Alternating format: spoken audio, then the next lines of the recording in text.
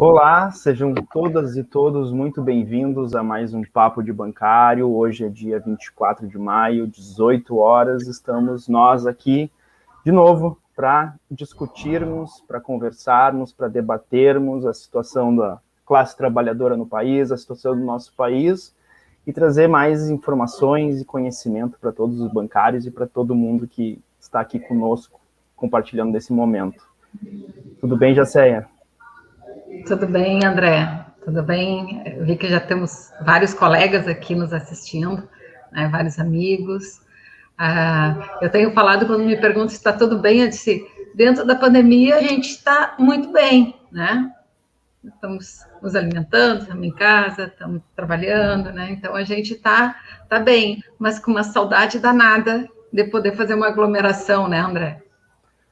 Pois é, Jacé, mas a gente não faz, né? Outras pessoas fazem e a gente acaba pagando o preço por isso, né? Então, Exato.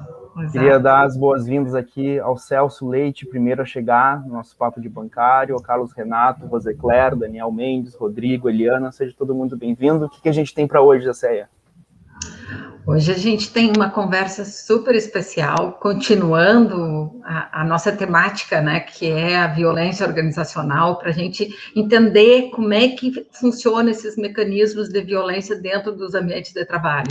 Hoje a gente vai conversar um pouquinho sobre a violência nos aspectos sociológicos dela, como que essa violência está dentro da sociedade, porque o trabalho está dentro da sociedade, né?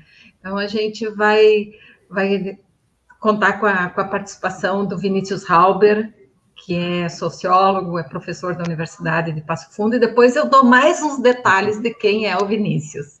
Também vamos contar com a participação do Mauro Salles, e vamos ter a abertura do nosso Papo de Bancários, né, com o ex-presidente do sindicato, diretor da FETRAF, o Gilberley Barcelos, que está aqui para contribuir, trazer as novidades, né, do que está acontecendo, o que tem de novidade dentro do mundo dos bancários. Seja bem-vindo de novo, Juba. Obrigada por estar presente. Boa noite, Jacéia. Boa noite, André. Saudar mais esta live. Saudar o Vinícius, né, que daqui a pouquinho vai estar aqui também. Esse menino que a gente viu crescer, né, e hoje dando a sua contribuição para esse tema tão importante que o Papo de Bancário tem abordado nas últimas semanas, que é o tema da violência organizacional. Né? Nós, na categoria bancária, o que tivemos aí nas últimas 2 semanas, basicamente a prioridade tem sido ainda a luta para tentar barrar essa emenda à Constituição enviada pelo governador Eduardo Leite à Assembleia Legislativa, que visa acabar, né, com a democracia ou com a participação popular, ao contrário do que ele anda afirmando aí em algumas entrevistas, né, que tem compromisso com a participação popular, e na Assembleia ele está justamente querendo acabar com a possibilidade, né, de que o povo gaúcho possa opinar, né, sobre a privatização de empresas importantes como a Corsã, o Banrisul e a Procergs. E esse tema deverá ir à votação em segundo turno, né, porque a Comissão de Constituição e Justiça não aceitou o recurso da oposição no sentido de anular a votação, já que houve uma confusão na hora de apurar os votos, né, através desta votação virtual que aconteceu na sessão da Assembleia. Então ela vai a segundo turno. E o movimento sindical gaúcho, junto com o funcionalismo do Banrisul, da Corsã e da Procergs, tem travado uma grande mobilização. Né? São carreatas, são campanhas nas redes sociais, em rádios, né? Tentando fazer com que a pressão da opinião pública, né, faça com que os deputados pensem bem antes de darem o seu voto aí, então, nessa votação de segundo turno dessa PEC, porque isso é, na verdade, um ataque à democracia, já que o Rio Grande do Sul é o único que tem esse dispositivo na sua Constituição estadual, prevendo esse plebiscito como uma exigência, né, para que um governo qualquer de plantão possa, então, encaminhar a venda do patrimônio público, né? Mas, aproveitando para comentar, hoje eu estava vendo um debate onde o Eduardo Leite está cada vez mais mostrando, né, a que veio, né, e qual o seu verdadeiro projeto, porque ele tende sempre a tentar pousar de bom moço, como aquele que dialoga com os diferentes setores, né, e agora nesse novo modelo de distanciamento social, se é que dá para chamar de distanciamento social, porque, na verdade, o governo do Estado está lavando as mãos no pior momento da pandemia no nosso país. A semana passada ele dava entrevistas que estava muito preocupado com o que estava acontecendo na Argentina, no Uruguai e no Paraná, né? Mas não se preocupa com o que está fazendo no Rio Grande do Sul, que é liberando tudo, né? Está numa campanha, né, para que as aulas voltem a ser de forma presencial, e agora, depois que lava as mãos, joga para os municípios essa decisão, e diversos prefeitos começam a suspender as aulas presenciais, a Procuradoria do Estado começa a agir dizendo que não, que os prefeitos não têm essa autonomia de suspender as aulas presenciais. Quer dizer, como pode? Quer dizer, então, ele é hoje, né, o grande defensor da volta, né, das aulas e de todas as aglomerações que têm causado, né, o aumento do número de infecções. Quer dizer, e aí, ao mesmo tempo, ele fica preocupado com o que está acontecendo nos países vizinhos, tentando não se autorresponsabilizar, evidentemente,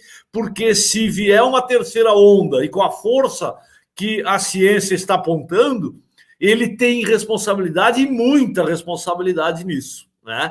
Então, esse é o governador que tem esse tipo de postura durante a pandemia e se aproveita, inclusive, enquanto o debate é no sentido de preservar vidas, sim, né? Não existe economia, não existe nada sem vidas. Então, não temos dúvida de que a prioridade deva ser essa, né?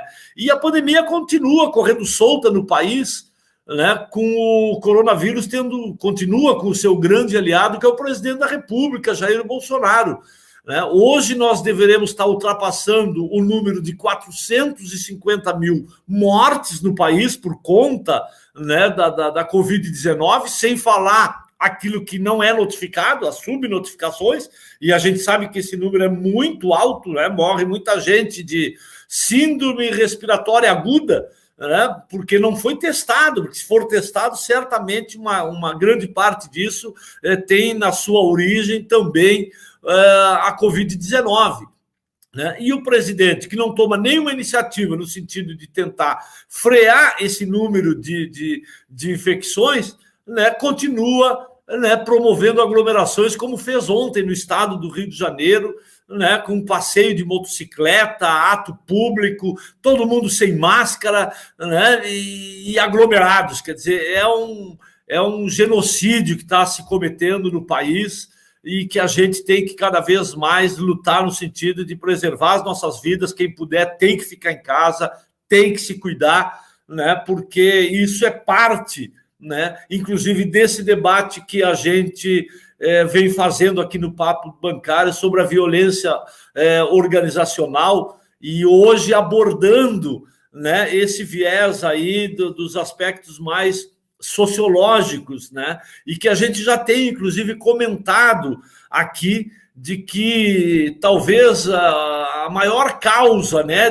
desse adoecimento coletivo que estamos vivendo nesses novos tempos, né, tem muito a ver com o sistema, né, com um sistema egoísta, né, um sistema que prega o egoísmo, porque se o homem é um ser, né, animal que vive em sociedade, quer dizer, não podemos achar, porque os instintos humanos, né, se tem violência, tem também amor, tem compaixão, tem solidariedade, tem empatia, que são inerentes ao ser humano, né? Então, eu acho que esses sintomas desse adoecimento coletivo têm muito a ver, né, com esses instintos que são muito aguçados pelo sistema, né? E a gente tem visto que, à medida que o capitalismo, né, ele vive uma crise, não consegue apontar saídas, né, cada vez mais ele parte,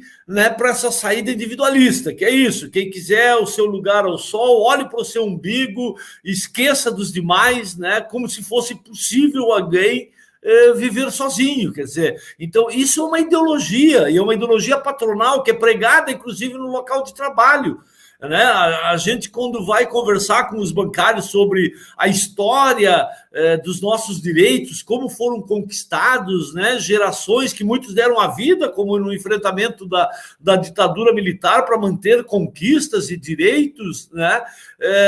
Por outro lado, a gente sabe que os bancos, né, com a sua visão patronal, estão ali fazendo a disputa ideológica, dizendo que a saída não é coletiva, que a saída é olhar para o individual. Quer dizer, se alguém quer ser feliz, quer ter carreira no banco, tem que pisar nos outros. E é evidente que isso ajuda e muito num adoecimento, né, por conta dessa prática que é uma grande violência, assim, né, que é reproduzida dentro dos bancos, né, porque é a visão ideológica que hegemoniza, né, e o capitalismo nessa faceta agora neoliberal cada vez mais incentiva isso, né.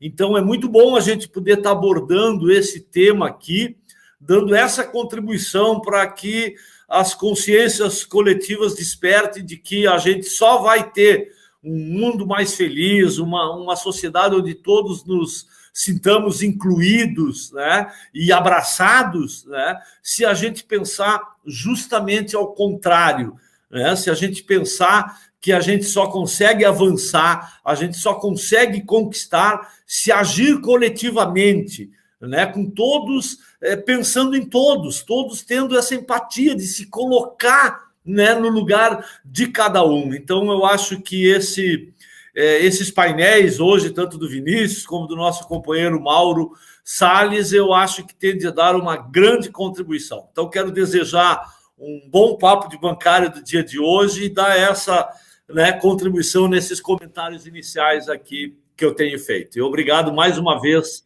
né, por poder estar aqui fazendo esses comentários. Valeu, Juba. Obrigado. Até a próxima. Até a próxima. Olha, é excelente como sempre. Eu me despedi do Juba de microfone fechado, tu percebeu? Com a prática a gente vai resolvendo esses contratempos, né? Mas eu queria só pontuar... Ele está assistindo a gente, então, Juba, obrigada pela participação. Eu queria só pontuar que eu achei muito, muito pertinente essa recordação que o Juberley fez, né, sobre onde nós estamos chegando na pandemia, né? Nós vamos mais do que 450 mil mortos, a gente está chegando a 500 mil de brasileiros, né, em menos de 2 anos de pandemia. Não tem como... Em 14 meses. Em 14 meses. Isso. Então não tem como não dizer que isso não é um extermínio. E a gente fez há 3 lives atrás, a gente comentou a pesquisa da professora Deise Ventura, que ela fez um apanhado sobre todos os decretos do governo federal nesse tempo de pandemia, e ela foi mostrando que o que está acontecendo no país não é um acaso, né? É um projeto.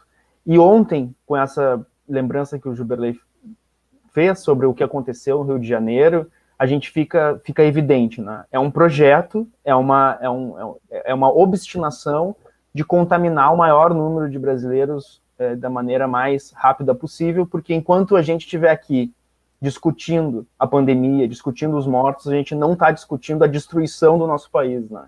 Todas as formas de destruição, todos os direitos que estão sendo perdidos, a falência da economia, a falência de todos os tipos de direitos mínimos, né? Então, e um outro ponto que eu achei muito importante da fala do Juberley é que também a gente às vezes fica muito concentrado no governo federal, porque é quem explicita esse projeto, e a gente acaba desconsiderando do papel importante dos governadores e dos prefeitos, que, diante dessa pandemia, não estão mais fazendo absolutamente nada para evitar que isso aconteça, né? E Porto Alegre não é diferente disso, o Rio Grande do Sul não é diferente disso, e a gente tem que lembrar disso, né, José?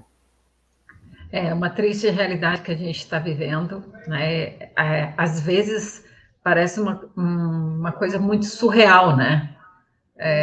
Eu acho que Gabriel Garcia Marques não ia escrever uma história tão surreal como essa que a gente está vivendo, onde quem deveria cuidar está na contramão disso, né? Está na contramão disso. Né? Mas, enfim, a gente está aqui segunda-feira, né, para conversar um pouco mais com vocês, apesar de todas essas mazelas, de todo esse sofrimento. Estamos resistindo. Nosso papel é resistir e ficar vivo. Tenho dito, nós vamos ficar vivos. Nenhum a menos, né? Nenhum a menos. Vamos estar todos juntos ao final dessa pandemia, que vai acabar. Em algum momento ela vai acabar. Né? E aqui eu queria até saudar a presença da professora Clarice Esperança, que esteve aqui conosco na nossa live, que a gente tratou dos aspectos históricos da violência organizacional, e aproveitar a presença dela também, de todo mundo que está chegando aqui, pessoas novas, estou vendo que tem gente nova chegando, e a gente está fazendo um caminho longo, começando lá pelos aspectos históricos e avançando hoje, chegando nos aspectos sociológicos, para a gente começar a compreender esse fenômeno que, de uma certa forma, atravessa todas as organizações da nossa sociedade, sejam as organizações empresariais, sejam as organizações não empresariais, que é a violência organizacional. E que tem muito a ver com isso que está acontecendo no país, que é, muitas vezes, a gente não tem como identificar uma única pessoa ou o ato de uma única pessoa como sendo o responsável por uma determinada situação de violência. É toda a organização, toda a forma como a organização está configurada que termina desempenhando esse aspecto violento. Né? E aí hoje a gente vai falar, então, sobre esses aspectos sociológicos para a gente tentar compreender e reconhecer que uma organização, seja um banco, por exemplo, ou seja, outra organização, isso não está fora da forma como a sociedade funciona como um todo. E, às vezes, a gente não tem essa dimensão. Às vezes, a gente acaba tentando compreender a sociedade desde o ponto de vista exclusivamente subjetivo, exclusivamente individual, e a gente acaba não conseguindo alcançar essas nuances que são fundamentais para a gente poder enfrentar essa situação. Que eu acho que isso que é o que a gente tem que reforçar aqui. A gente não está só diagnosticando o problema.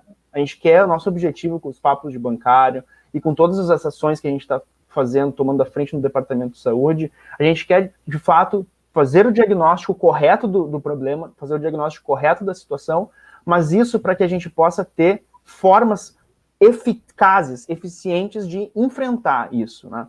E uma das coisas que surgiu aqui no Papo de Bancário, há 2 papos de bancário anterior, foi quando a gente trouxe a Raquel, bancária Raquel, e que ela fez uma sugestão. Quem está aqui e acompanhou a live viu, né, que a gente conversou no ar mesmo, ao vivo, uma sugestão de fazer um glossário, né, fazer um dicionário sobre que pudesse levar até a categoria bancária esse entendimento, né? E aí, conversando no Departamento de Saúde, nossas reuniões... Na verdade, é um glossário, é um dicionário para desvendar, para as pessoas, o trabalhador entender quando ele está sendo chamado de colaborador e não de trabalhador, o que está por trás disso? Qual é a mensagem? Né? A gente quer chegar na mensagem das palavras, porque toda palavra ela é uma mensagem que está ali, né? Então, a gente quer construir esse glossário, né, com verbetes, com situações, vamos dizer, veste a camiseta, o que é o vestir a camiseta, né? E a gente não seremos eu e o André a dizer o que é, né? A gente quer que vocês participando, vão escrevendo aqui do lado, tem o Michel, a Jamile, que eles vão ir anotando, vão escrevendo aí o que vem na cabeça de vocês, desses verbetes e sua interpretação. É isso, né, André? É isso aí, a gente quer que, pegando essa ideia que a Raquel trouxe, a gente quer reunir cada uma de vocês, pensem nas palavras, nas frases que são mais comuns, que todo bancário ouve quando está trabalhando. Qual é a frase? Por exemplo, seja resiliente, seja proativo, que mais? Quais outras palavras que todo bancário ouve, independentemente do banco? Todas as palavras que vão configurando essa forma de ser bancário. A gente quer primeiro elencar todas essas palavras. Quais são? Qual é o idioma do bancário? E aí, depois que a gente tiver um número significativo dessas palavras, que todo bancário ouve, a gente quer fazer a tradução empresarial, não a tradução do banco, mas uma tradução crítica. A gente quer saber, bom, o que significa mesmo colaborador? E a gente vai aprofundar essa discussão. O que o banqueiro diz que é o colaborador? E o que é mesmo o colaborador? O que o banqueiro diz que é vestir a camisa? Né? O vitorioso. O primeiro lugar, né? Que atingiu o primeiro lugar. Bom, a gente vai construindo isso. Eu vi ali, ó, que o Michel já colocou o encostado, igual o segurado do INSS. E aí vai aparecendo. Vamos colaborando. Sangue nos aí, olhos já tem 2 ali, ó. Olha só. Né? Então, Jacé, quem que a gente vai receber hoje? Bom, hoje eu tenho um convidado muito especial, um convidado que eu conheço profundamente, de muitos anos de convivência, né, que é o professor Vinícius Halber, é professor da Universidade de Passo Fundo, né? O Vinícius já está aí. Já está. Quem mais a gente vai receber hoje? E depois o Mauro Salles, que vai fazer os comentários em cima da fala do Vinícius. Mas então vamos trazer o Vinícius, né? Seja bem-vindo, esse rapaz bonito, inteligente, simpático. Que mais, Vinícius? Um baita goleiro, o Inter que se deu mal, que não quis ficar com o Vinícius lá de goleiro, era o reserva do Muriel. Olha como eu sei coisa do Vinícius, hein? Como é que tu sabe tanta coisa do Vinícius, Jacé? Pois é, né? É que eu sei lá, sabendo. Tem coisas que só mãe sabe, né? Acho que tem gente que não sabe, hein? Então, o Vinícius é o meu filho mais velho, né? Ele estudou sociologia na PUC, fez mestrado estudando a contra-reforma psiquiátrica. Ele tem uma vinculação muito forte com a questão da saúde do trabalhador, né? Isso pela vivência de casa e também pela formação dele na universidade. Então, faz muito tempo que eu quero trazer o Vinícius para conversar junto, aqui conosco, e hoje ele está aqui. E mais, eu estou há 1 ano sem dar um abraço no meu filho. Estamos distantes desde que começou a pandemia, né? Nem Natal, nem Dia das Mães, nem nada. Boa noite a todo mundo aí, boa noite aos bancários que estão nos assistindo. Agradeço o convite da mãe, Jacéia, né? Também do André, que me recebeu bem aí. Muito bom ouvir o companheiro também, o Jubilei, né? Que eu acompanho também há muito tempo, desde criança, né? O Jubilei falando. Um prazer estar aqui falando com vocês também, muito bom, né? Apesar de ter que manter essa distância aí, nós vamos achar formas, né, de nos aproximarmos através dessas lives. Eu achei muito legal a iniciativa e agradeço muito por ter sido convidado, né, para poder compartilhar um pouco de vocês essa visão sociológica que eu tenho, né, que é uma visão, eu não sei, muito próxima, né, do que já foi debatido, obviamente. Nós sempre vamos tentar acrescentar alguma coisinha que não estava nas outras lives, é outra forma de pensar. A gente já teve aqui, Vinícius, já passou por aqui a Maitê, que tu conhece, né, que falou sobre uma abordagem mais psicossocial da violência, né, a Raquel, eu não sei se você chegou a conhecer, né, passou por aqui a professora Clarice Esperança, que é da História da URGS, o Péricles, que é do sindicato e é historiador. Quem mais passou? Me ajuda aí, André. Olha, já passou muita gente, porque a gente está, não sei se vocês sabem, pessoal, a gente está no 23º Papo de Bancário, então passou muita gente, né? Desse último ano, esse já é o 4º Papo de Bancário, então a gente tem aqui isso é uma coisa que é interessante, pessoal, quem está chegando agora, está vendo esse Papo de Bancário pela primeira vez, vai no canal, que vocês vão ter muita informação. Tem muita informação, a gente faz aqui, é descontraído, a gente conversa, mas a gente traz muito conteúdo e pessoas que têm muito a contribuir para que a gente, né, se liberte. Hoje a gente vai ter uma uma aula ou um papo cabeça aqui com o Vinícius, que vai complementar o que a gente veio discutindo ao longo desse ano, que é isso. O que é esse fenômeno da violência organizacional e qual é a importância de nós, né, trabalhadores, entendermos isso. Acho que a gente podia começar com essa pergunta, né, Jacé, para o Vinícius, como é que ele definiria isso que é a violência organizacional e qual a contribuição que a sociologia, né, tem para dar para esse fenômeno, né? Certo, acho que eu posso começar, né? Bom, é que assim, quando a gente fala de violência organizacional, né, a gente costuma pensar no trabalho, né, que é uma coisa que a gente imagina como, enfim, né, nesse papo de bancário mais relacionado, mas a gente tem que pensar a violência organizacional de uma maneira mais ampla, né, porque ela não está relacionada só ao trabalho. Acho que o André fez uma menção a isso, né, ela é um processo que realmente a sociologia ajuda a contribuir para a gente pensar isso, que é muito mais amplo.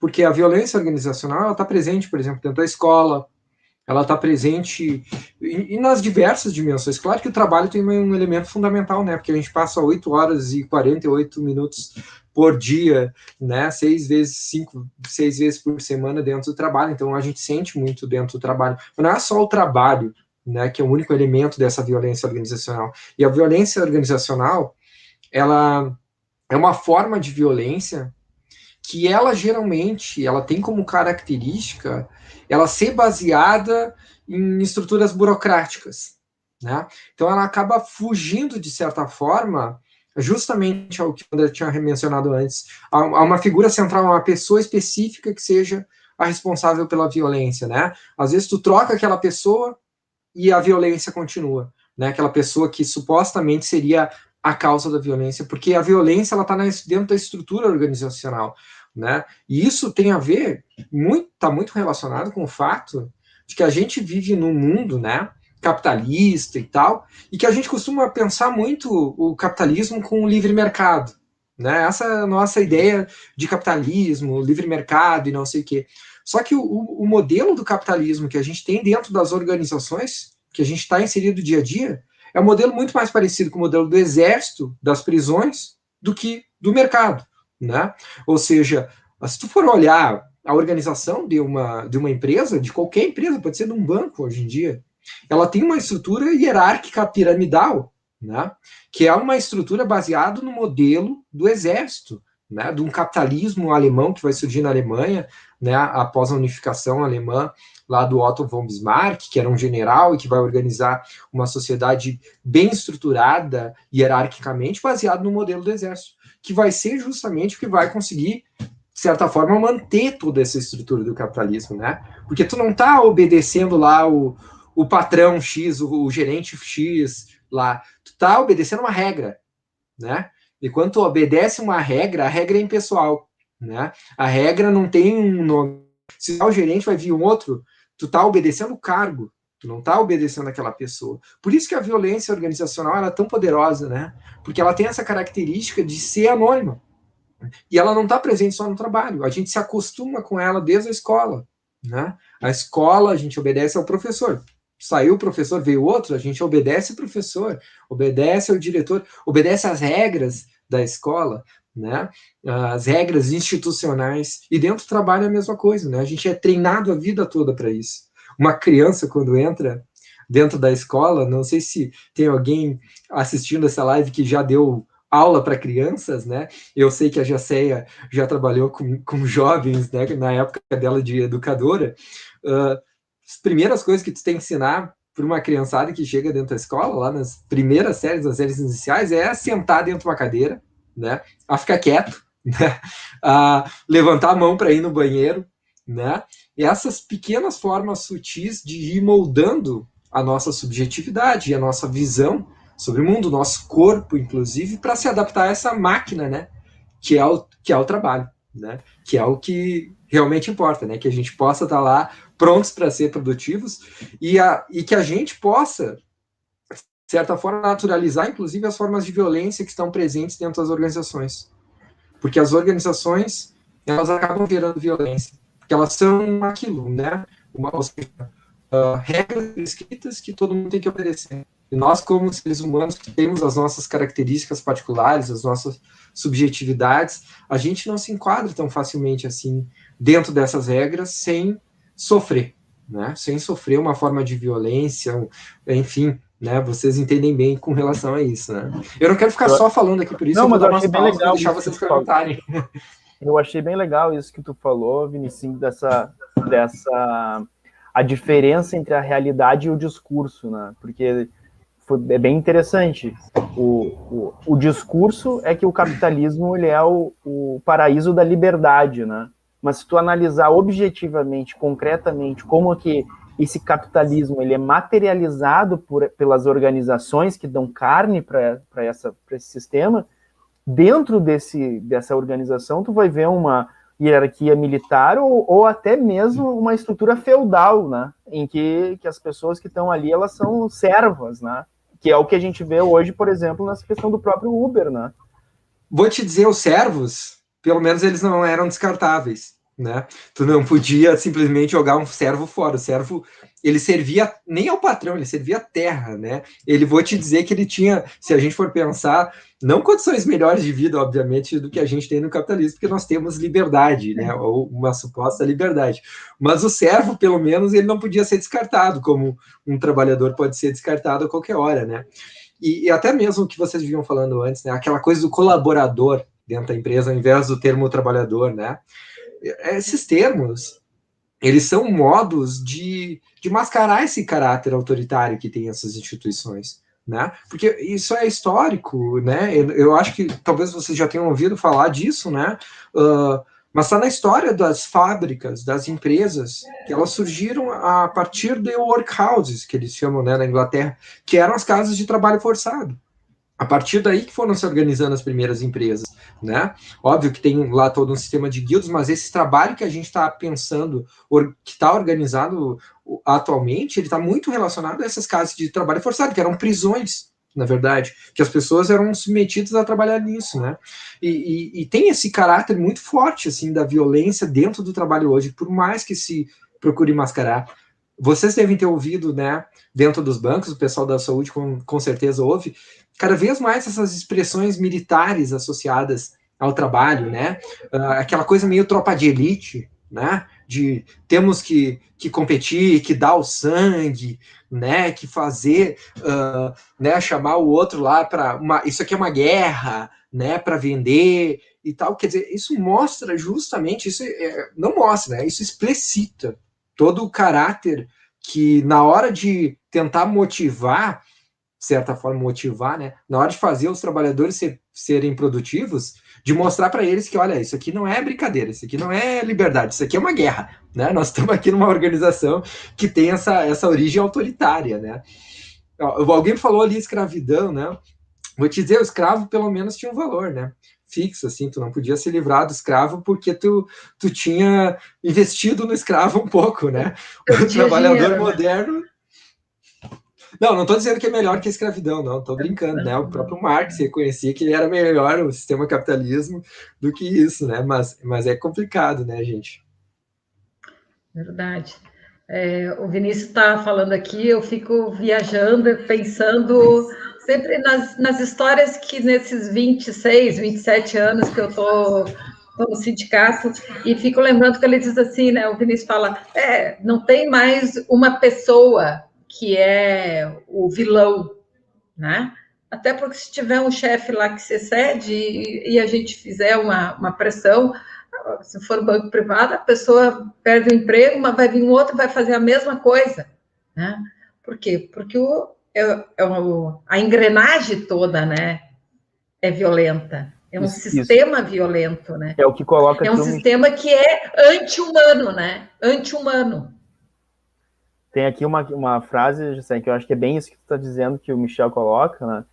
Que às vezes a gente não dá bola, e eu acho que essa talvez seja a maior contribuição da gente pensar não a violência pessoa a pessoa, né? O assédio moral, como a gente fala, mas pensar nessa dimensão institucional, porque com o assédio moral a gente só consegue ver aquela violência que ela é ativa, que ela é comissiva, mas a gente perde de vista aquela violência que ela é omissiva, que é exatamente isso que o Michel fala aqui, né? Que a permissividade das empresas, ou seja, fazer vistas grossas, né, e das organizações é um atrativo para psicopatas assumirem cargos de liderança. Ou seja, não quer dizer que com a violência organizacional que a gente está responsabilizando exclusivamente a organização, ou seja, a organização é má e as pessoas são boas.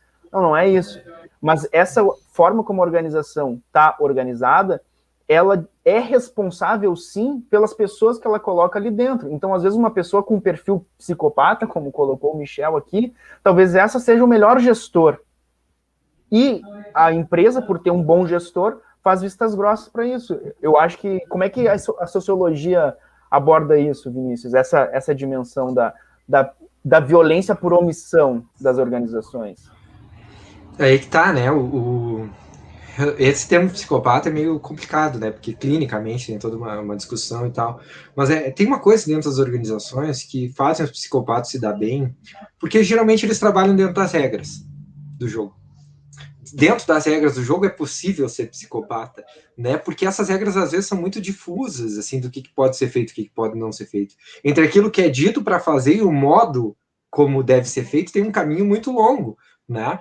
Por exemplo, assim, o banco diz, você tem que cumprir tal e tal meta, né? Você tem que cumprir, não é? Você tem que dar um jeito, ele diz explicitamente, você vai e dá um jeito de cumprir essa meta que é necessária. E tem gente que não é psicopata, e que acaba tendo o que a gente pode pensar de um comportamento psicopático, né? Eu no caso, eu já trabalhei antes com os bancários, né?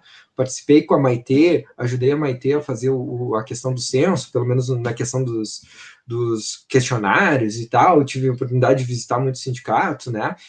De acompanhar os relatos e tal. Também trabalhei com a doutora Jaqueline, né? Que era perita do INSS e tal. E eu já peguei bancários dizendo assim, né, que eram obrigados a mentir para amigos, para familiares, para o vizinho, para poder vender, para poder cumprir a meta, né? Quer dizer, esse tipo de comportamento não é normal e sofriam por causa disso, né? Então, a gente pode pensar, é só um psicopata que vai fazer uma coisa dessa, mas não. É uma coisa que a instituição gera psicopatas e justamente permite que muitas vezes pessoas que não tenham empatia consigam galgar justamente esses degraus mais rapidamente, porque elas não vão sofrer tanto quanto os outros, né? Mas isso não ocorre exclusivamente com psicopatas, é bom deixar claro, né? Porque a gente faz isso normalmente, assim, médicos, por exemplo, eles não são psicopatas, mas eles vão lá e se precisar quebrar o braço de alguém para botar no lugar, eles vão fazer, né? Eles separam essa esfera da vida pessoal, digamos assim, da vida profissional. Então tem esse caráter que é muito violento, que é próprio das organizações, né? Acho que a Jessé quer falar ali, tá com o microfone. Eichmann não era um psicopata. Não era o que a gente chama do fenômeno da banalização do mal, bom profissional. E era o bom profissional que fazia certinho as coisas, né? E o certinho dele levou milhões à morte, né? Essa semana a gente até teve, quem está acompanhando a CPI, viu ali, né, a comparação do mesmo método, né? Do Pazuello lá, eu só estou encaminhando as coisas. Isso é do governo do estado, isso é não sei o quê, isso é aquilo. Eu faço tudo certo. Eu faço tudo certo e tem 450 mil mortos, né? Não acho que... E ao mesmo tempo, né, José? E ao mesmo tempo a pessoa diz 2 dias antes que é a favor do uso de máscara, que acha sempre certo isso, e 2 dias depois faz uma conduta completamente distinta, né? Completamente diversa, né? Exato. A José falou do Eichmann, né, que foi o cara que era o cumpridor de ordens lá do sistema nazista, né? Ele dizia pelo menos isso, que foi... não sei se vocês já falaram sobre isso, né? Que tem um livro da Hannah Arendt, que é uma filósofa, jornalista, que vai analisar o julgamento, e diz que ele não era um cara mau, né? Que ele era apenas um cumpridor de ordens do nazismo e o cara que organizou a solução final, basicamente, que exterminou milhões de nazistas. Tem um outro experimento que eu acho que é muito interessante. Nazistas não, de judeus. Judeus, durante o nazismo, desculpa. Mas tem um experimento que também é muito interessante, que mostra esse caráter, assim, de como nós... dos perigos da desobediência. Tem até um texto que se chama isso, de um psicólogo americano, se chama Stanley Milgram, né? Ele vai fazer um experimento que era o seguinte: pessoas chegavam dentro de uma salinha, né, com um ator, alguém que ia ser parte do experimento e um ator. Daí, a pessoa que era parte do experimento dizia que estava dentro de uma pesquisa e dizia para outra, olha, você vai ter que dar um choque naquela pessoa, se ela errar uma resposta, né? E daí, tá, não, tudo bem, eu faço parte do experimento científico. Aí tinha um professor que coordenava, e obviamente a pessoa não tomava choque a outra, né? Era um ator que estava fingindo tomar choque. Só que as pessoas obedeciam à autoridade, mesmo, né? Eu dizia, mas a pessoa está tomando choque lá, está sofrendo. E o professor dizia, não, continua que é parte do experimento. As pessoas continuavam dando choques no ator, pseudo-choques, né? Choques de mentira. Mesmo assim, né? Porque nós temos esse elemento da nossa psique de obedecer às autoridades quando a gente está dentro das organizações. E a gente faz isso muitas vezes porque nós, de certa forma, delegamos a responsabilidade, né? A gente cria um mecanismo psicológico para pensar que a responsabilidade não é nossa, né? E eu acho que isso é um elemento muito importante, né? Porque a gente está falando aí do Covid, né? Da responsabilidade do presidente, da responsabilidade do governador, da responsabilidade do prefeito, mas a gente está vendo que essa responsabilidade é de todo mundo, né? E assim como no trabalho de todo mundo, olhar para isso, né? Fazer o que eu gosto muito do Saramago dizia, né? Olhar as coisas com atenção, com responsabilidade, né? Ou seja, aqueles que têm olhos que conseguem enxergar têm que ter a responsabilidade justamente para poder agir quando os outros não estão vendo, que estão sendo responsáveis também por isso, né? E a violência organizacional é isso. Ela não tem, às vezes, uma fonte. Ela tem um monte de gente que segue ordens, né? E muitas vezes a gente nem percebe esse tipo de coisa acontecendo. Claro que o capitalismo tem culpa nisso, é claro que as organizações, os burgueses, né, têm culpa nisso, né? São os grandes responsáveis por fazer essa máquina aí de moer, né? Mas a gente tem que pensar também que essa violência é muito sutil, né? Que ela está presente dentro do nosso ambiente, que a gente reproduz sem querer esses valores que muitas vezes a gente, olhando de fora, a gente pensa, pô, isso não é legal, né? E Vinícius, me diz uma coisa, como que tu acha que iniciativas tu acha que podem enfrentar isso? Essa desresponsabilização, essa facilidade, essa docilidade em obedecer, essa sensação tranquila de, né, no caso que a gente está vendo, a minha atuação, direto ou indiretamente, levou 450 mil pessoas à morte, mas eu consigo, dizendo que eu fiz o que eu podia fazer, que a minha missão está cumprida. Por onde que a gente pode começar a repensar essa situação? Acho que por aqui, né? Quer dizer, só de estar aqui batendo esse papo, eu acho que deve levar, né, as pessoas a despertarem, a conseguir enxergar dentro das suas organizações, né? Não, às vezes a gente até tem casos, né? Vocês trabalham com isso, que a ideia do assédio moral, que muitas vezes ele não vai de cima para baixo, né? Ele vai, às vezes, de baixo para cima também, né? Ou seja, da equipe, às vezes, com um gestor. Pode acontecer também esse tipo de coisa, né? A gente sabe que pode acontecer. Mas eu acho que o grande primeiro momento é a gente ter essa conscientização, né? A gente conversar sobre isso. Eu acho que talvez o elemento mais importante seja isso, né? A gente poder ter um lugar para a gente poder falar sobre esses temas, né? Porque se a gente não fala e se a gente só reprime, a gente vai seguir obedecendo ordens. A gente só consegue se dar conta dos problemas quando a gente consegue conversar.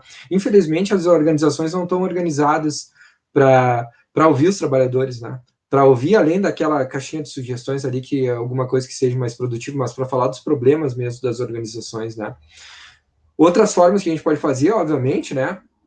Passam também por essa educação, a gente conversar com o nosso colega, a gente ter uma atuação, ser responsável junto com o sindicato dos nossos colegas, pela saúde dos nossos colegas, pela responsabilização cotidiana, a gente votar direito, né? Não colocar acho que dá para, não sei se dá para usar o termo corretamente, né, mas alguém que claramente demonstra alguns sinais de psicopatia, muitas vezes, né, no governo, nos governos, não vou dizer só no governo, né, mas também a gente tem que pensar que o difícil é isso, né, a gente está preso dentro dessas organizações, né? É muito difícil a gente conseguir achar alternativas para conseguir sair das organizações, né, dentro desse mundo capitalista que a gente vive, que está organizado para ser assim, né? É como nós somos as formiguinhas, né? Tentando lutar lá contra esse sistema aí que moe gente, né? Mas é possível, né? O que a gente tem que tentar fazer é isso, é continuar lutando, né? E não aceitar passivamente que essas coisas aconteçam. O sindicato faz isso, faz um belo trabalho, né? Nesse sentido aí, eu tô falando aqui, né, para os sindicalistas, os bancários, eu particularmente faço parte dos sindicatos dos professores também, né? Então, sei como não é fácil, mas a gente faz o possível, né? Eu acho que cá para nós, né? Vem aqui perguntar para mim também, achar que eu vou ter a solução mágica para resolver os problemas do capitalismo e da violência organizacional, é muito coisa. Eu acho que a gente tem que conversar, né? Acho que as soluções coletivas são muito melhores, né? Da gente ouvir e conseguir conversar e achar soluções coletivas para tentar resolver esse problema, né? A Jamile trouxe aqui a ideia. Quer falar, Jessé? Pode falar. Só tá no mudo aí. A Jamile falou que uma das iniciativas que a gente fez agora, o Departamento de Saúde desenvolveu a ideia do Se Cuida. Acho que todo mundo que está aqui no Papo de Bancário deve estar acompanhando. Até tem aqui o telefone que a gente está usando para se comunicar, que é justamente replicar uma experiência que funciona há muitos anos nos sindicatos bancários de Porto Alegre, que é o Grupo de Ação Solidária, que é o GAS, que a gente pode dizer assim que é só o fato de vários bancários se reunirem num espaço, e hoje num espaço virtual, e conversarem, a vida já começa a mudar completamente. Porque é muito diferente a gente enfrentar as situações sozinho do que a gente enfrentar as situações acompanhado, né, Jessé? Eu acho que tu tem muito know-how para dizer o como que a solidariedade, como que essa reunião de pessoas tem um poder de superar. Pois é. Na introdução da chamada para esse papo de bancários, a gente colocou lá, né, o homem é um ser social, vive em sociedade, né, diferente de outros animais. Na verdade, a grande maioria dos animais, eles se juntam, né? Mas o ser humano, ele faz isso por uma necessidade de sobrevivência, né? Para o homem ser homem, ele precisa compartilhar, né? Precisa de um cuidar do outro, o outro cuidar do um, né? Ontem eu assisti um filme que escancara de uma forma que a gente, assim, jamais isso vai acontecer hoje. A gente viu que aconteceu há pouco tempo, que foi assistir aquele filme, Os Sete de Chicago. Não sei se vocês já assistiram. E tem umas falas muito recorrentes sobre isso. O que é a violência, né? Eles estavam numa manifestação pelo fim da Guerra do Vietnã, né? Que eles relatavam, assim, nome a nome de quem estava morrendo, quantos tinham morrido, né? Cada dia lá, eram vários grupos que não...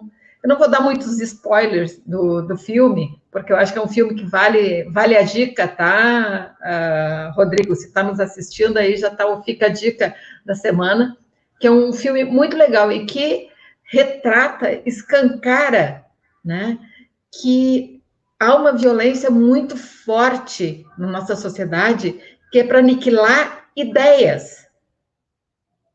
Aniquilar com ideias, mais do que com pessoas. Determinadas ideias não tem que ser banidas, né? Então, assista esse filme, que eu acho que tem tudo a ver com o que a gente vem conversando aqui, né? Sobre a questão de cuidar do outro, sobre a questão de o que é essencial lutar, pelo que é essencial a gente lutar. Aqui a Rosecléria até falou uma questão interessante também, né? Que no momento importante é transparecer toda a nossa indignação.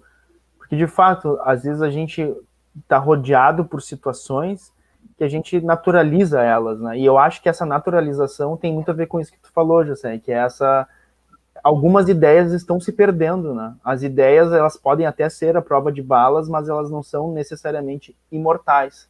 As ideias podem morrer, e eu acho que, de fato, o que a gente vive hoje é uma tentativa de assassinato das ideias de solidariedade, da ideia de comum, da ideia de companheirismo, né?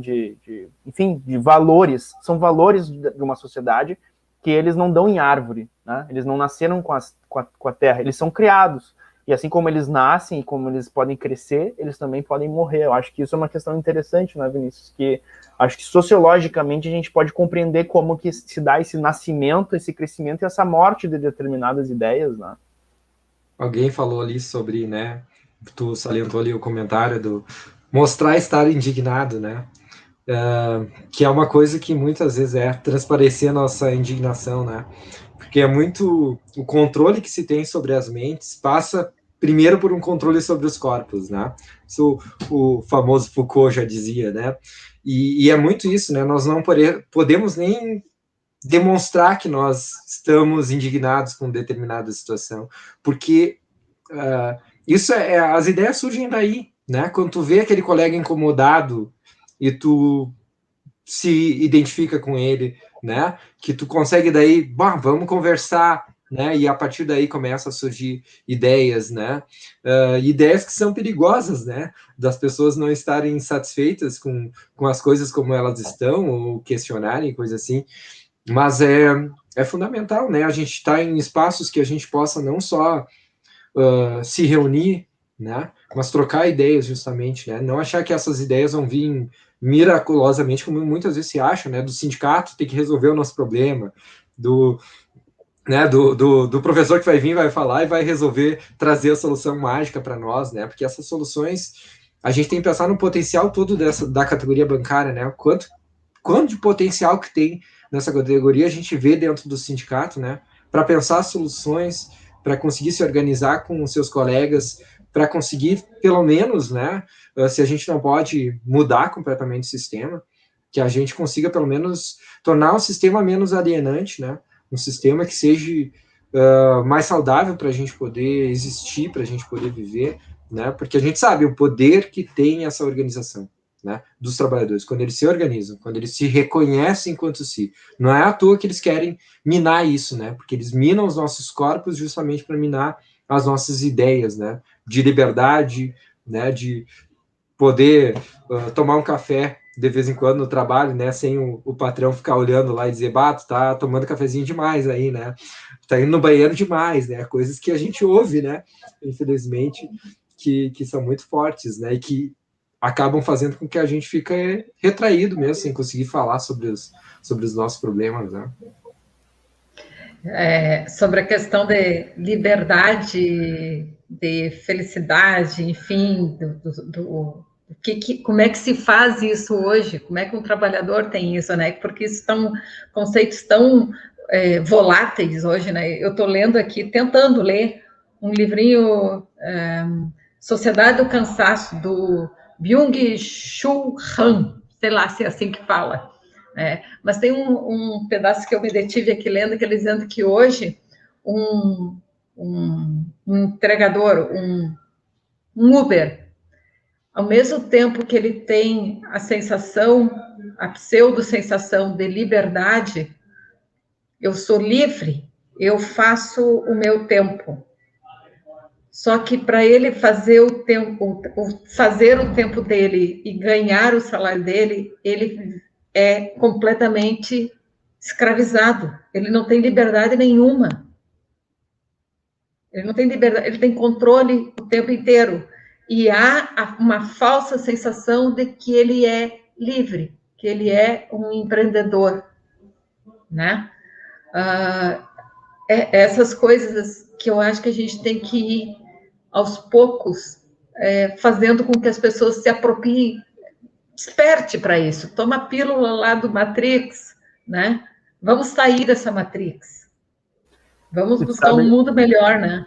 Sabe, Jessé, que eu tenho um exemplo, eu sempre conto esse mesmo exemplo. Há muito tempo atrás, ainda quando o Uber estava entrando, né? Eu acho que tinha uma certa felicidade assim dos motoristas, né, de estarem podendo trabalhar. um motorista me falou assim, eu não me lembro no que ele trabalhava antes, ele falou, não, agora tá muito melhor, trabalhar no Uber é muito melhor do que eu fazia antes, porque agora eu faço o meu horário. E aí eu perguntei, que legal, e quantas horas tu trabalha por dia? E ele falou, 14. mas ele fazia o horário dele, das 24 horas por dia, ele podia escolher qualquer horário para começar e para terminar, né, Vinícius? Mas para te ver o quanto as organizações são violentas, que a gente prefere ter um trabalho que nos explore mais a ficar submetido a 8 horas dentro do trabalho ali, né, e o tempo para almoçar corridinho e não sei o quê, controlado por alguém. É melhor, a gente prefere ser mais explorado e pelo menos ter um controle sobre o nosso corpo do que... Mas é enganoso isso, Vinícius. Eu acho que é enganoso. Sim, porque tem uma organização também violenta que te dá estrelinha, que te dá lá a avaliação ruim, que te tira as boas corridas. Se tu não está muito disponível o tempo inteiro, te bota para corridas ruins. Então, também está ali ver, né? a organização. A gente não vê essa organização, essa que é a grande questão, né? É um trabalho bem alienado mesmo, né? Esse trabalhador, ele sequer consegue enxergar que ele está sendo explorado, como um bancário muitas vezes consegue enxergar a organização, consegue enxergar lá, às vezes até personifica no chefe e tal, né? Esse cara uberizado, ele não consegue enxergar essa exploração do mesmo modo, né? E sentir ela. Ele está muito feliz trabalhando 14 horas, né? Vai ficar muito feliz ali 1 ano, né? Quero ver daqui a 10 anos como é que esse cara vai estar. Né? Um lado, o Richard Senich, que é um sociólogo que trabalha muito com isso, ele trabalhou os programadores do Vale do Silício, assim, 1, 2 anos, estavam todo mundo muito feliz com essa coisa de trabalhar em casa, comendo pizza e na garagem, não sei o quê. 20 anos depois, o que esses caras ganharam? Nada. Eles estavam completamente na mesma ainda 20 anos depois, né? Fazendo a mesma coisa com o mesmo trabalho. As organizações, elas são violentas, né? Mas, ao menos, esse modelo anterior que a gente ainda tem de organização, ele nos dá uma certa segurança. Né? Esses caras que trabalham nos Uber estão completamente à deriva. Né? Agora, sabe, Vinícius, uma coisa que eu achei interessante dessa tua fala anterior, que tu falou assim, bom, o que caracteriza as organizações capitalistas é que elas são a burocracia, né? Então as pessoas são submetidas a uma regra. Com a digitalização da dominação, que é o que a gente vive hoje, a gente vê uma algoritmização da dominação, que é o Uber, né? E aí é interessante, eu fiz essa associação agora, que de uma certa forma, o Uber, ou essa algoritmização, ela é uma submissão pura à regra. É quase como se não houvesse o intermediário que acontece, por exemplo, no banco. Então, assim, no banco, hoje já está também algoritmizado, a gente também tem vários mecanismos de avaliação de desempenho, né? E que, de uma certa forma, dão a impressão que não há alguém te dominando, que é tu com o teu próprio desempenho. Então, assim, bom, se eu não fui bem esse mês, o problema não é de um colega que me sacaneou, como é numa organização tradicional. Não, se eu não fui bem nesse mês é porque eu não consegui extrair de mim mesmo o meu melhor desempenho, mas no mês que vem eu posso. Então é como se tu te tornasse, em função dessa algoritmização, dessa submissão à pura regra, tu te torna capataz de ti mesmo, né? Então tu não tem nem como xingar o outro, né? Eu não consegui porque aquele gerente me sacaneou. Não consegui porque o meu desempenho não está bom o suficiente. Então vou me medicar, vou corrigir problemas em mim para eu poder entregar. Essa é uma outra palavra que pode ir para o nosso dicionário, né, José? Que é para que eu possa entregar, né? Eu tô acompanhando o raciocínio aqui do André e agora eu perdi o raciocínio. Quando eu queria comentar um negócio. Então fala tu, Vinícius. Eu tenho que sair daqui a pouquinho, né? Não, pois eu ia falar isso, né? De que o papo tá bom, mas a gente tem que chamar o Mauro, né? Vamos chamar o Mauro, porque o Vinícius 7h20 tem aula, né? Já você conhece? Precisa apresentar os dois? Só deixa eu falar uma última coisinha, antes de falar com o Mauro aqui, queridão, né? que essa questão que tu falou, né? Tu não obedece a meta sequer colocada, né, dentro do banco pelo gerente, né? Vem lá da sede da corporação automaticamente, né? Então é justamente isso, né? Tu nem personifica essa coisa. E às vezes tu também passa pelo processo contrário, né? A gente odeia a meta, né? Como se o computador fosse o culpado, como se também não tivesse ninguém por trás daquilo ali, né? Que a gente sabe que é só uma forma de dominação, né? Que parece ser mais racional, parece ser mais legal, juridicamente colocado, tem um algoritmo que calculou tudo, mas na verdade a gente sabe que é uma forma de dominação do homem pelo homem, né?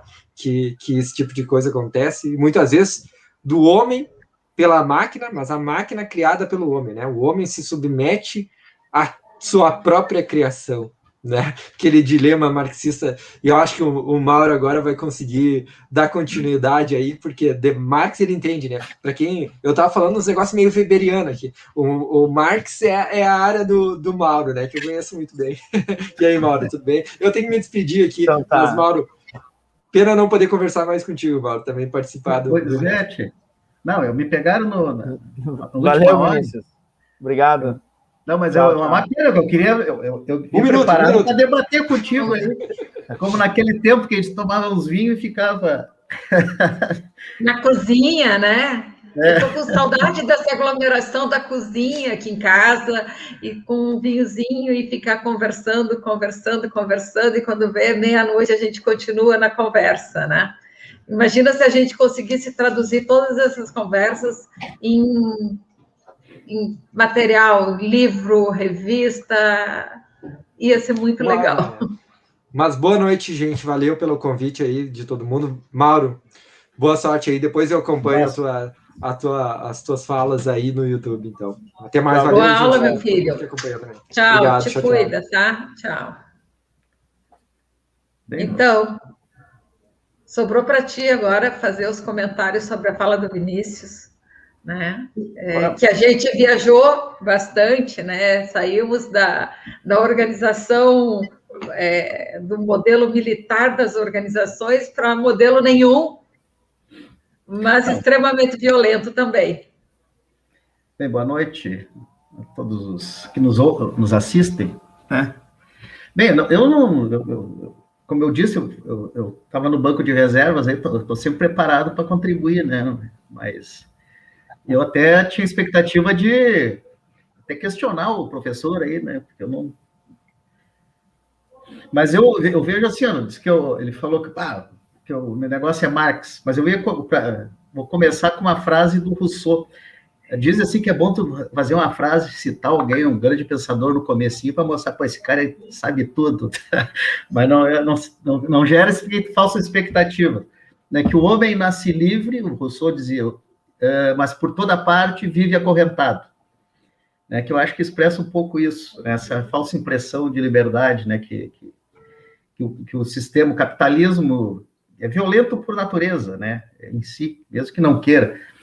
Né, o próprio Marx agora, não é que o capitalista é um malvado, um bandido, né? Tem uns perversos, claro que tem os da van, né, os capitalistas da van, mas o capitalista né, não é bom nem ruim, né, é a estrutura, né, os capitalistas, pela concorrência, né, pela busca do lucro, eles têm que, né, explorar e controlar os trabalhadores, é a lógica do sistema, tá?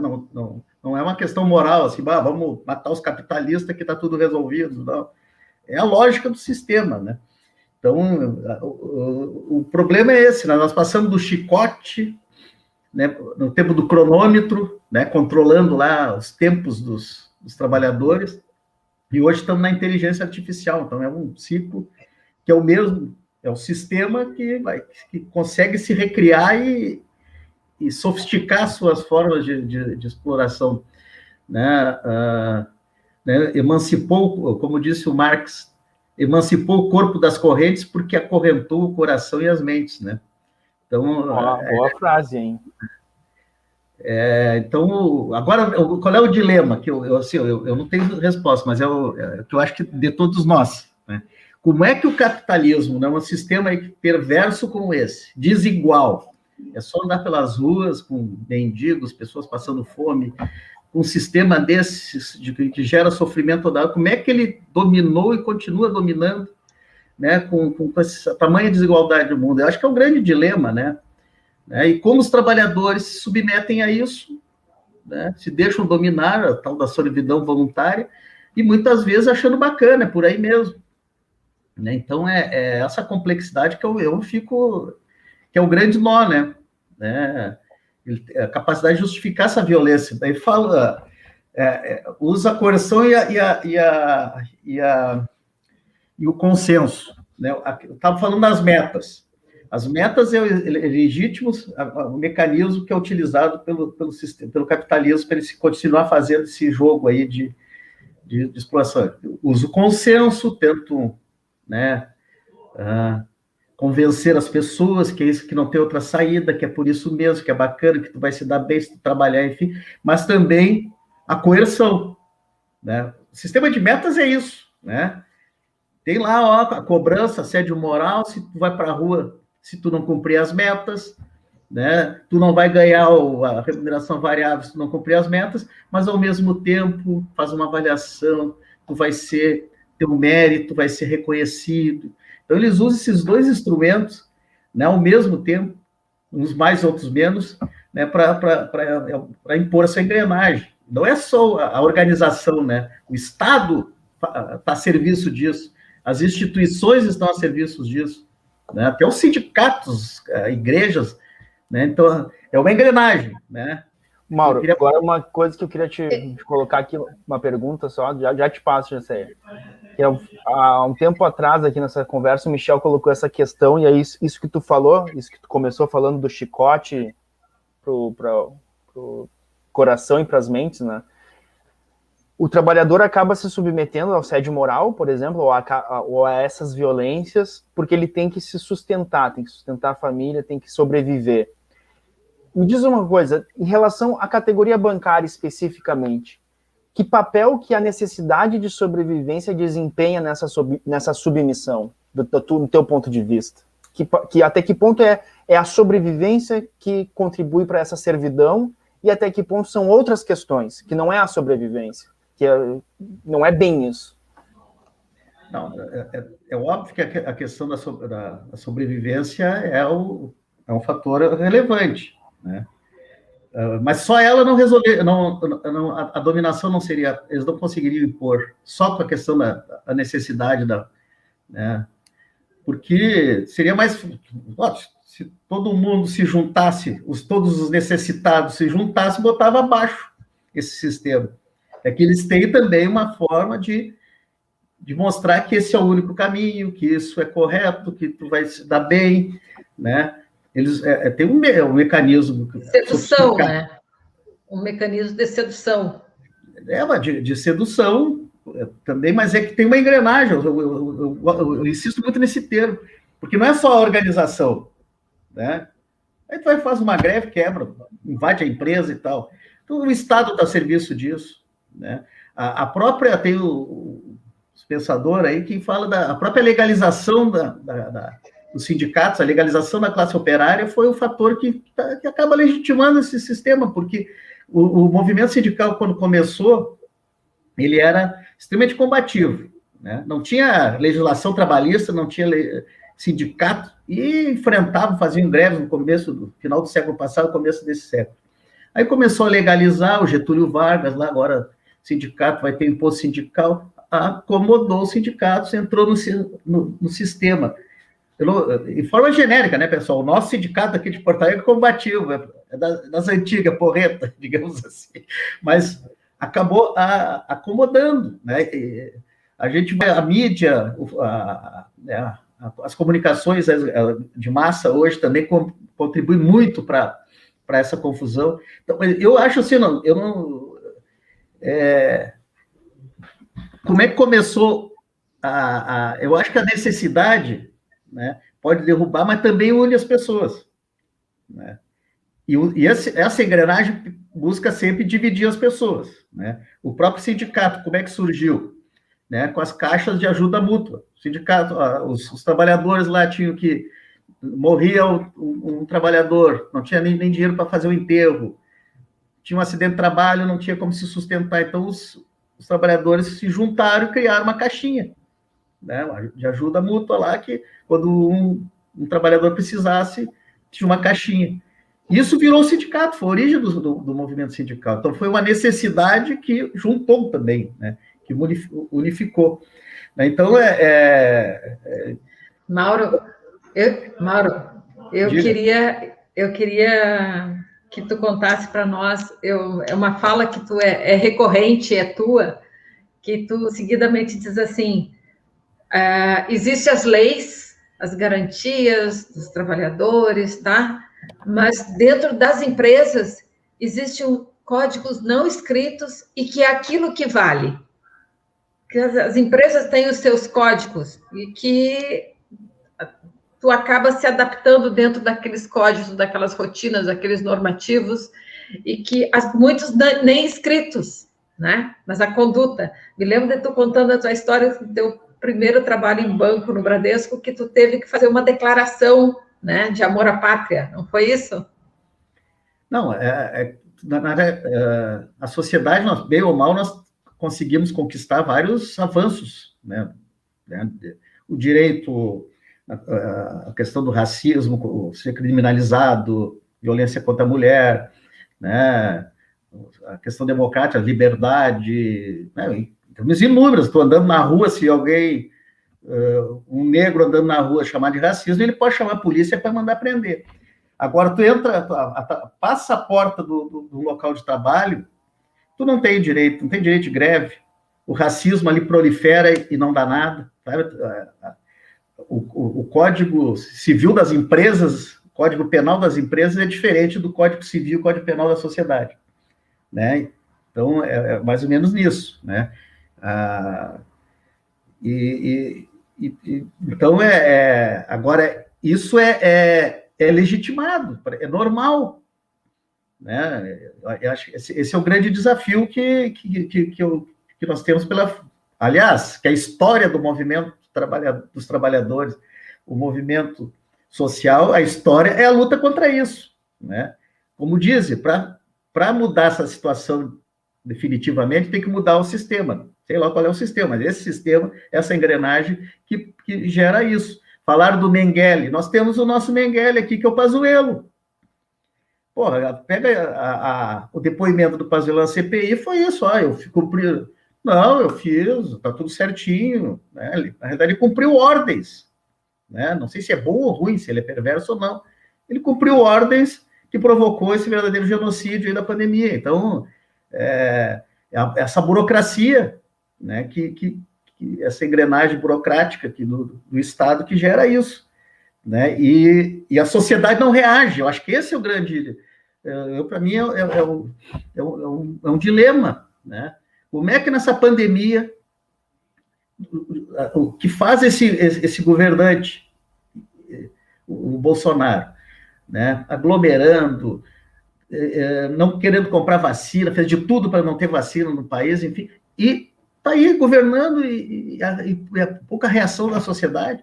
Ao mesmo tempo, lá na Colômbia, teve uma greve geral com uma reforma tributária, né? O Chile se manifestou e aqui não ocorre. Qual é o gatilho? Como é que funciona isso? Eu não sei, eu acho que essa é a grande questão que temos que nos debruçar, né? Daí tem tem que ver com o Vinícius, que tem lá a sociologia, o lobo é o lobo do homem. Aí tu tem a sociedade que regula esse instinto, né, agressivo, predador do homem, né, que o homem...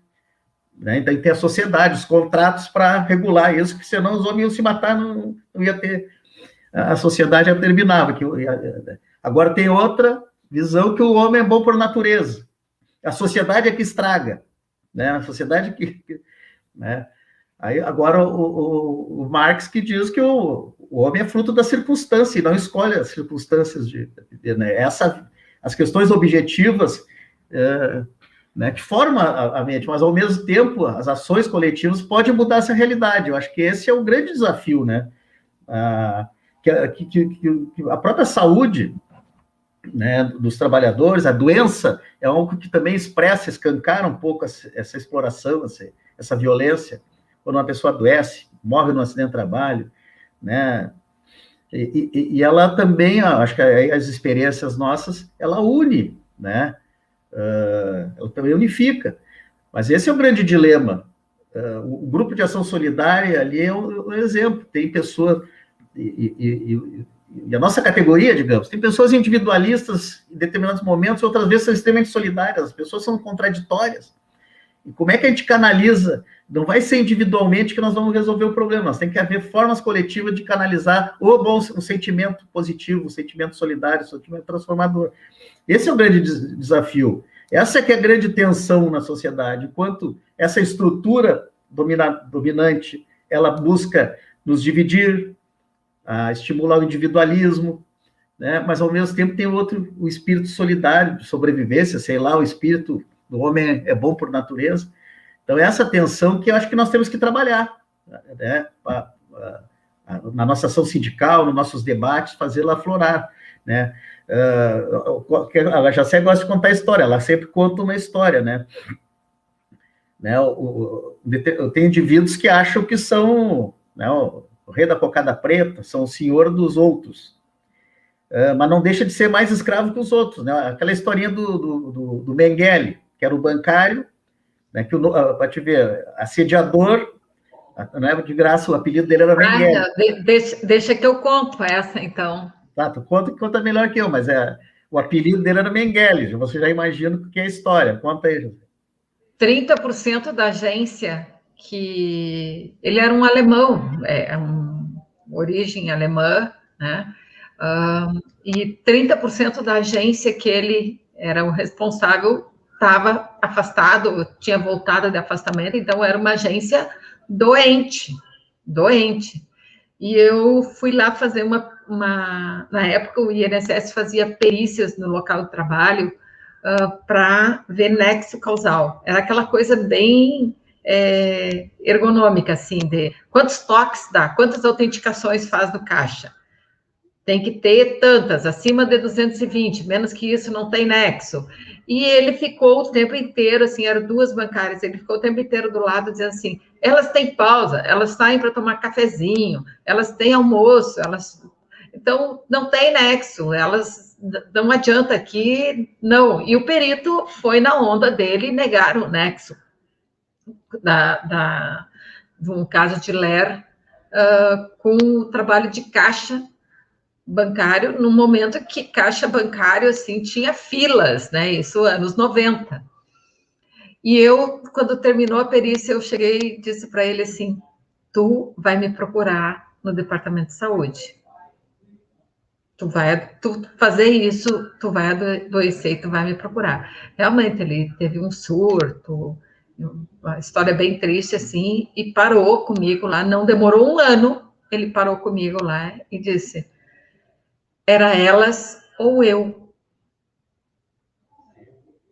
Né? Então, mesmo aqueles que... E aí tem toda uma discussão sobre a questão do sofrimento ético, sobre o que se espera dele, né? Se esperava dele exatamente essa postura. O banco esperava dele essa postura, que ele fosse defender o negócio, né? Mesmo que o negócio não fosse dele, mas ele tinha que defender, estava ali o representante do banco. Então, é uma história triste, porque adoece em cascata, né? Adoece chefia, mesmo aqueles, mesmo o perverso, ele adoece junto. Ele adoece, e adoece todos que estão ali ao redor. Essa historinha...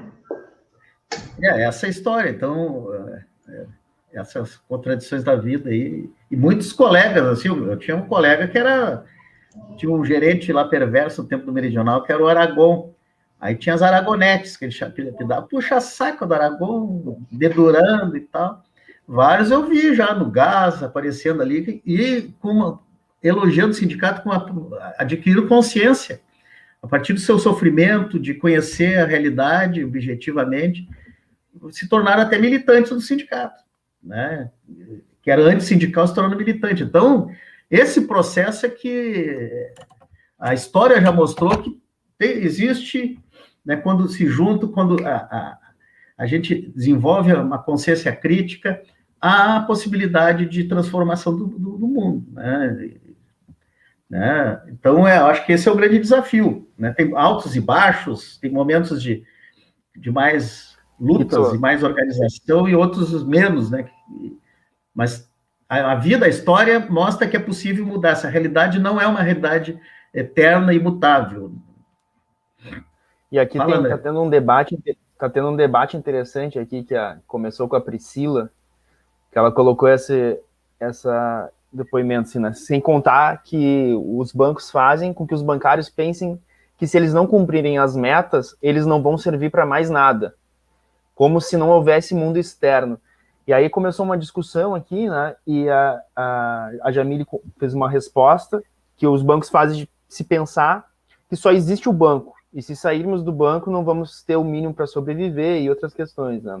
E eu achei interessante que depois a Priscila terminou falando que é como se os bancários fossem colocados numa bolha, e que se saísse da bolha acaba o mundo.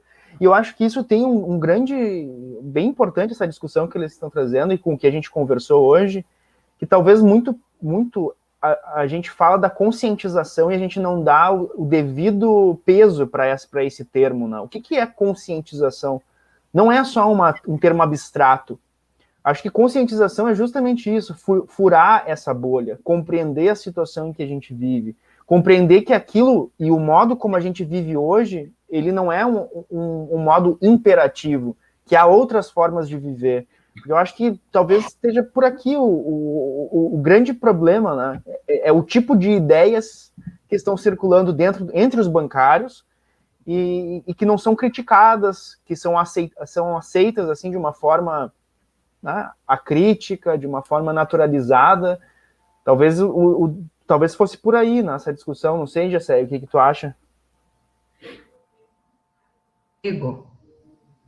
Dentro de mim existem dois lobos, o lobo do ódio e o lobo do amor. Ambos disputam o poder sobre mim. E quando me perguntam qual lobo é vencedor, respondo, o que eu alimento. Provérbio indígena.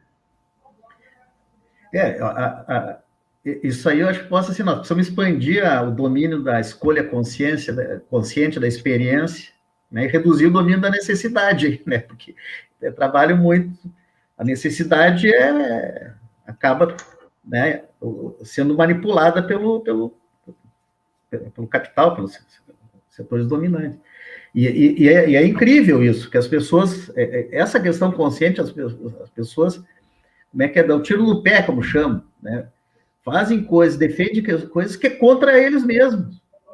Né? Um troço, só dá duas raciocinadas em várias circunstâncias, vê que é contra si, e mesmo assim defende ardorosamente, por falta dessa consciência aí, né? Que não pode ser abstrata. Por isso que é da experiência, tentativa e erro. A gente cresce na experiência, na vida real, não é nas ideias.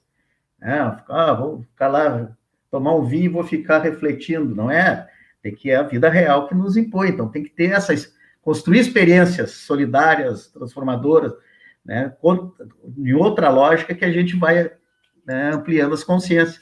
Eu dei um exemplo, hoje estava no grupo dos delegados sindicais do Banrisul, teve um lá relatando, muito indignado, que tem colegas que estão defendendo a privatização do Banrisul, que vai melhorar os processos, né, que vai tirar os diretores, que vai melhorar não sei o quê.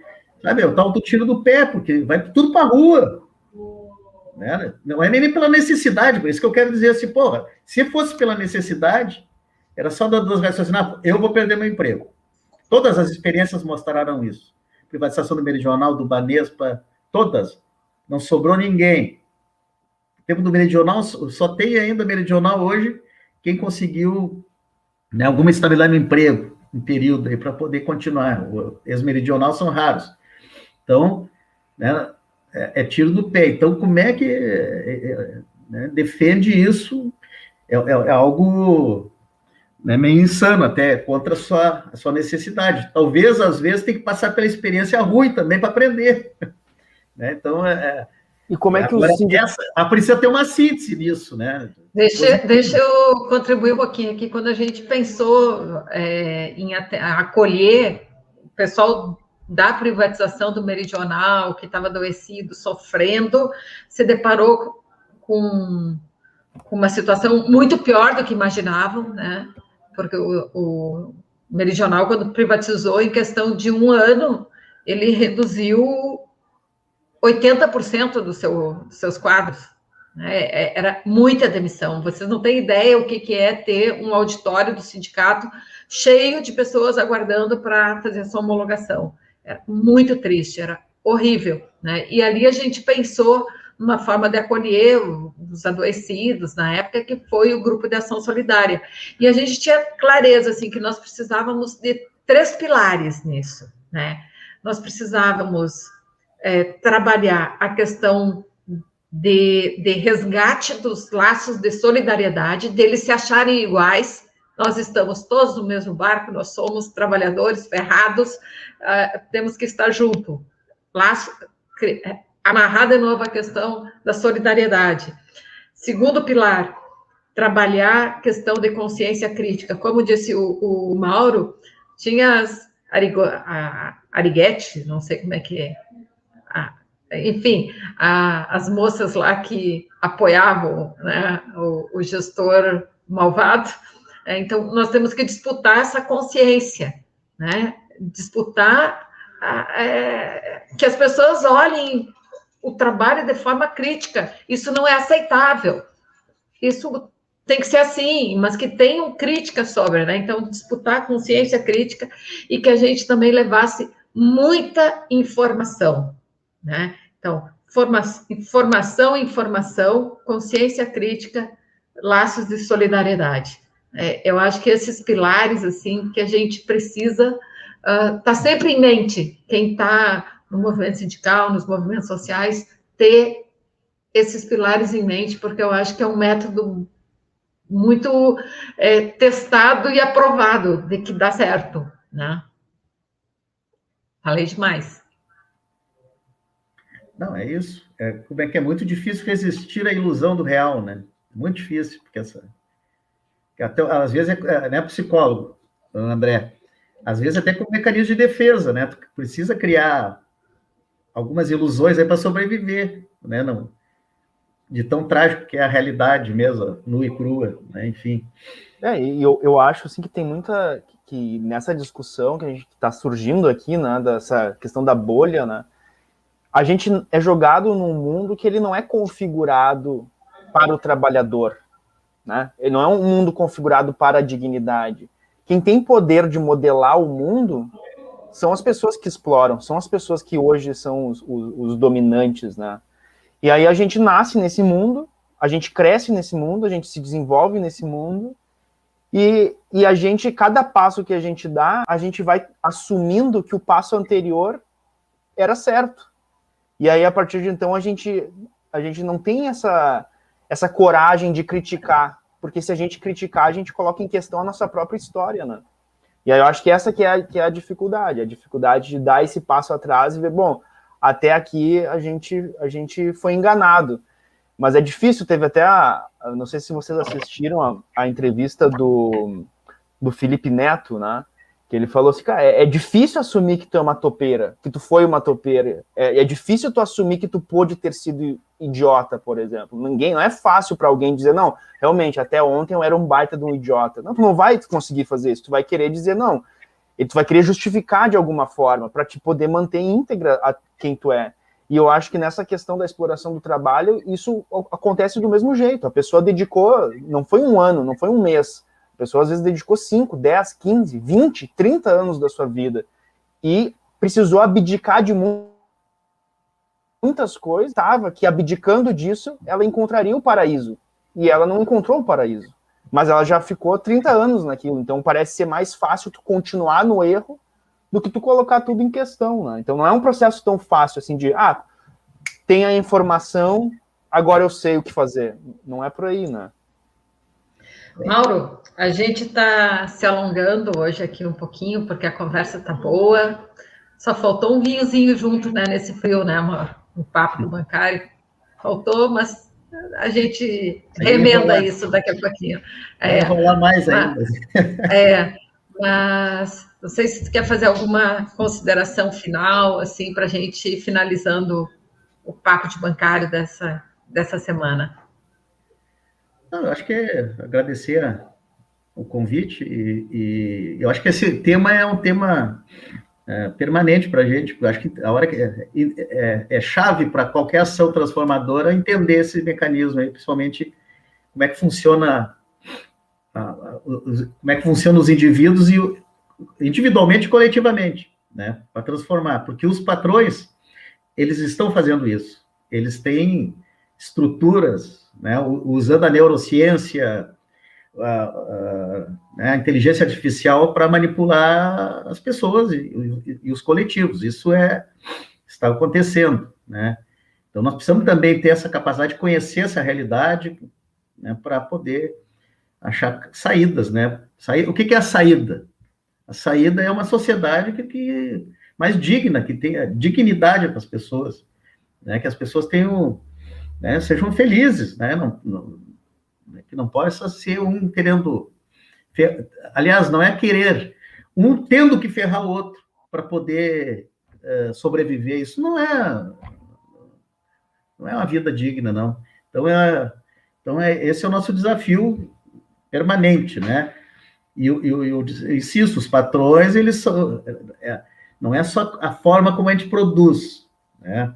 O Ford, lá no tempo do Fordismo, lá da forma de produção, não era só a produção, circulação, né, a produção em massa, ele se metia na moral, os trabalhadores dele não podiam beber, não podiam, tinha que ser uma família constituída, tem toda a questão da moral, né, e hoje, nessa nova razão de mundo aí, trabalho muito isso, né, que hoje é a meritocracia, né, tu vai crescer pelo teu esforço, enfim.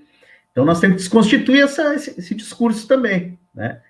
E só que a melhor forma de desconstituir esse discurso é escancarar a realidade objetiva, a vida real, nua e crua, escancará-la, tentar, né, mas traduzi-la, né? Que nem dizia, né, que às vezes uma mesa não é uma mesa, pode parecer que é uma mesa, mas por trás, o que a gente não consegue ver, porque por trás dessa mesa tem o trabalho social para realizá-lo, né? Por trás do produto tem um trabalho. E a gente, olhando assim de uma mesa, parece que é uma mesa, mas ali tem um trabalho, né, realizado. Isso que nós precisamos escancarar.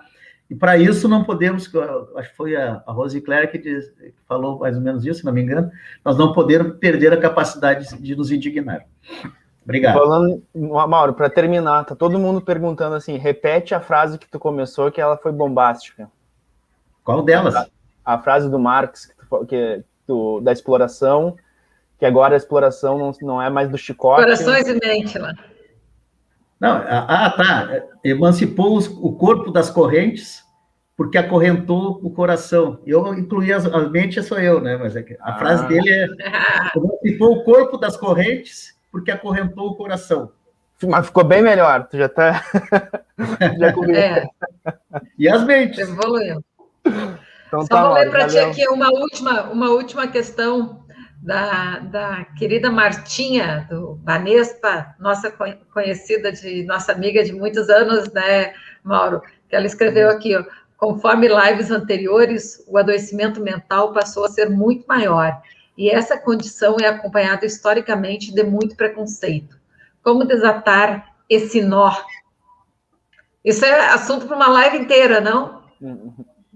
Essa aí é para a próxima. Começaremos agora, por aí na próxima. Senão vai ser mais uns 15 minutos aí. Tá bom, que tá na hora do vinho já. Então tá, Mauro. Tá bom, valeu. Não deu nem tempo de comprar um vinho, pô. Então tá, obrigada, Mauro. Tchau. Nos vemos em seguida. Na sala ao lado. Na sala ao lado. Mas essa é uma boa pergunta da Marta mesmo. Eu acho que tem a ver com um comentário que o Flávio fez um pouquinho antes, que, sem dúvida alguma, acredito que a única maneira dos trabalhadores recuperarem a sua autonomia é através da unidade sindical, pois assim serão realmente representados e defendidos em seus direitos, né, pela união dos trabalhadores.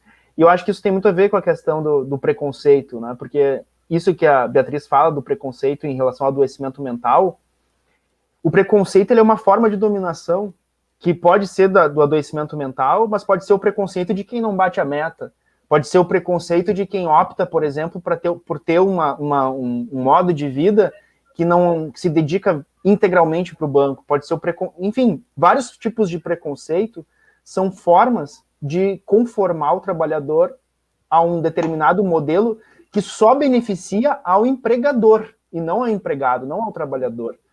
Então, aí eu acredito que uma das chaves, né, Jacé, é a união dos trabalhadores, mas não é uma união abstrata, a gente está junto. Não, é a união de sentar junto, conversar, ouvir, olhar, conhecer a dor do outro e conhecer que aquela dor do outro também é tua, que é um sofrimento comum, é um sofrimento compartilhado, e que esse sofrimento não é razão de vergonha. Esse sofrimento ele é razão daquilo que a Roseclair falou, de indignação.